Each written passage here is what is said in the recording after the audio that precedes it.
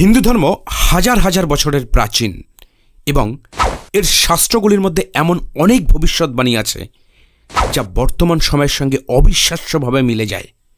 বৈদিক যুগ থেকে মহাভারত, রামায়ণ ও পুরাণ পর্যন্ত বিভিন্ন গ্রন্থে এমন সব কথা বলা হয়েছে যা হয়তো তখন মানুষের কাছে রহস্য ছিল, কিন্তু আধুনিক যুগে এসে আমরা বুঝতে পারছি যে এই কথাগুলির মধ্যে গভীর সত্য লুকিয়ে আছে।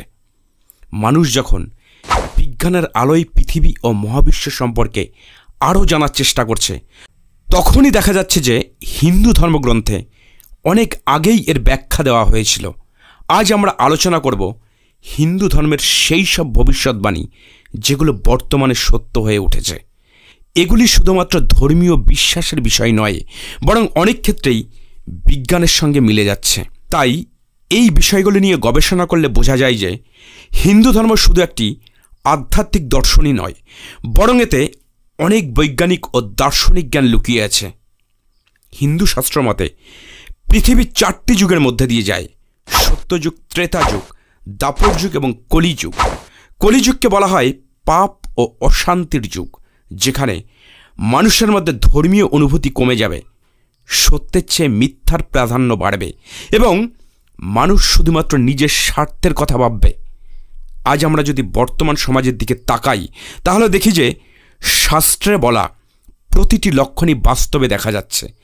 এখনকার যুগে প্রতারণা, মিথ্যাচার, লোভ ও ক্ষমতার লড়াই দিন দিন বেড়ে চলছে। রাজনৈতিক অস্থিরতা, দুর্নীতি এবং সমাজের নৈতিক অধঃপতন এই যুগের অন্যতম বৈশিষ্ট্য হয়ে উঠেছে। অনেকেই বলে থাকেন যে মানুষ এখন স্বার্থপর হয়ে উঠছে, পরিবারের মধ্যে সম্পর্ক দূরে সরে যাচ্ছে এবং প্রযুক্তির প্রভাবে মানুষের মধ্যে মানবিকতা কমে যাচ্ছে। বিশেষ করে স্কন্দ পুরাণ ও বিষ্ণু পুরাণে বলা হয়েছে যে কলিযুগে পরিবেশের ভারসাম্য নষ্ট হবে, প্রকৃতির উপর মানুষের দখলদারিত্ব বেড়ে যাবে এবং এর ফলে জলবায়ু পরিবর্তন হবে। আমরা যদি আজকের পৃথিবীর দিকে তাকাই, তাহলে দেখি যে পৃথিবীর উষ্ণতা বৃদ্ধি পাচ্ছে, বরফ গলছে, সমুদ্রপৃষ্ঠের উচ্চতা বাড়ছে এবং অপ্রত্যাশিতভাবে প্রাকৃতিক দুর্যোগ বাড়ছে। এগুলি সবই কলিযুগের পূর্বাভাসের সঙ্গে মিলে যায়। আমরা আধুনিক বিজ্ঞানের দিকে তাকালে দেখি যে অনেক কিছুই এখন সম্ভব হচ্ছে যা একসময় কল্পনার বাইরে ছিল। কিন্তু অবাক করার বিষয় হলো এই বিষয়গুলি বহু আগেই হিন্দু শাস্ত্রে উল্লেখ করা হয়েছে। যেমন রামায়ণে পুষ্পক রথের কথা বলা হয়েছে, যা অটোমেটিক বা স্বয়ংক্রিয়ভাবে উঠতে পারত এবং দূর থেকে কন্ট্রোল হতে পারত। এটা আসলে আধুনিক বিমানের মতোই শোনায়।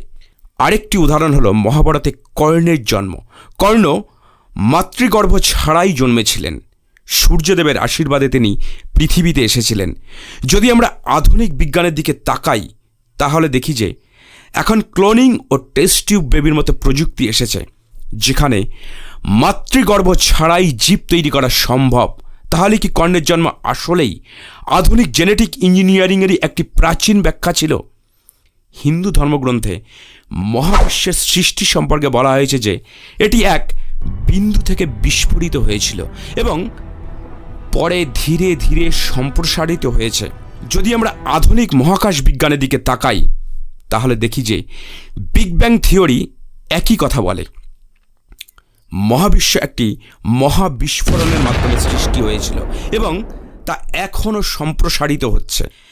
একইভাবে শ্রীমদ্ ভগবদ্গীতায় শ্রীকৃষ্ণ বলেছেন যে সময়ের এক একটি স্তর আছে এবং মানুষ যদি এর প্রকৃত স্বরূপ বুঝতে পারে, তাহলে সময়কে নিয়ন্ত্রণ করাও সম্ভব হতে পারে। আজকের বিজ্ঞান এই বিষয়টিকে টাইম ডাইলেশন ও রিলেটিভিটি থিওরির মাধ্যমে ব্যাখ্যা করেছে।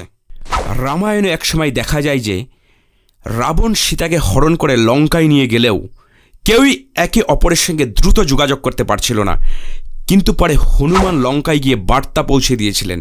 অনেক গবেষক মনে করেন যে এই গল্পের মাধ্যমে ইঙ্গিত করা হয়েছিল যে ভবিষ্যতে মানুষ একে অপরের সঙ্গে দূরবর্তী যোগাযোগ করতে পারবে। আজকের যুগে ইন্টারনেট, মোবাইল ফোন এবং স্যাটেলাইট প্রযুক্তি এই কল্পনাকে বাস্তবে পরিণত করেছে। মানুষ এখন মুহূর্তেই বিশ্বের এক প্রান্ত থেকে আরেক প্রান্তে তথ্য পাঠাতে পারে, যা একসময় অসম্ভব মনে করা হতো। শ্রীমদ্ ভগবদ্গীতায় শ্রীকৃষ্ণ বলেছিলেন, যখন পৃথিবীতে ধর্মের অধঃপতন হবে, তখন তিনি পুনরায় আবির্ভূত হবেন এবং ধর্মকে পুনর্জীবিত করবেন।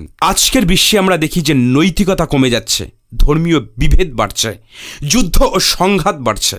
অনেকেই বিশ্বাস করেন যে নতুন কোনো যুগ আসতে চলেছে, যেখানে মানুষ আবার প্রকৃত ধর্মের দিকে ফিরে আসবে। কেউ কেউ মনে করেন যে বিজ্ঞানের উন্নতির ফলে ভবিষ্যতে মানুষ আত্মার অস্তিত্ব প্রমাণ করতে পারবে এবং ধর্ম ও বিজ্ঞানের মধ্যে ব্যবধান কমে যাবে। হিন্দু ধর্ম শুধুমাত্র একটি প্রাচীন বিশ্বাস নয়, বরং এর মধ্যে এমন সব গভীর জ্ঞান লুকিয়ে আছে যা আধুনিক যুগেও প্রাসঙ্গিক।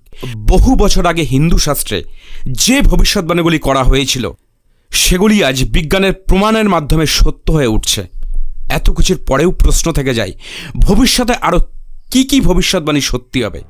আমরা কি একসময় সত্যিই মহাজাগতিক শক্তির সঙ্গে সংযোগ স্থাপন করতে পারবো? মানুষ কি অমর হয়ে যাবে? কলিযুগ কি সত্যিই শেষ হয়ে একটি নতুন যুগের সূচনা করবে?